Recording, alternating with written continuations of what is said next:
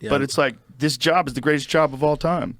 Yeah, it's Just get to talk shit. It's a great racket. So I stopped doing my other podcast, and I was like, fuck, I don't really want to do podcasts.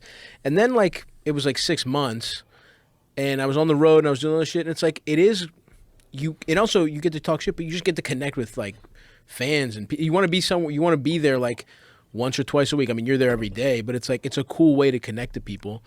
So that's why I'm excited to fucking get my other shit popping. It's a cool way to talk to people, too. Yeah. I don't think people do that much talking to people like we do. No, that's true. I think it's important for yourself. It's important for how you understand how people, like, everybody has a different style of communication, and everybody has a different life story, and everybody has different things they do for a living. Everybody has a different approach. And I think I'm just like gathering data, like, all the time. Like, I'm so much more aware of things now than I ever was when I first started doing this.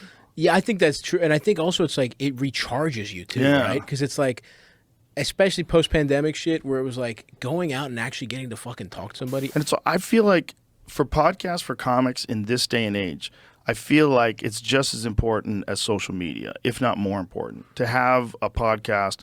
It's like, even if you only, like, talk about shit that you think about in the news, like something wacky goes down. Yeah. You know, Kanye West says he loves Hitler. Right, or, right, you know, right. Something Hilarious happens. to see somebody make Alex Jones uncomfortable. Yeah, some wild shit goes down in the world that you didn't expect, and you could talk about it. Yeah. And, you know, just do it on a regular basis, and people enjoy it. And it doesn't have to be long, and it doesn't have to have guests. In fact, Bill Burr, one of my favorite podcasts ever, no guest. Tim Dillon, one of my favorite ever. Very rarely does he have a guest on. Yeah. Most of the time it's just him and his producer. around.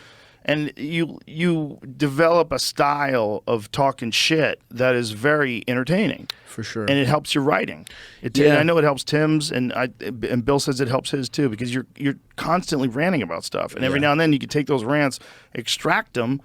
And especially Dylan, because Dylan is essentially doing a one audience member show. It's insane, yeah. So it's wild. And it's massively improved his stand-up. Yeah. But also improved the amount of people that are coming to see him because of the podcast. It's like all those things work in synergy, and everybody wants to get on a show, right? Get on a show, it's great, you get a paycheck. You could do that yourself.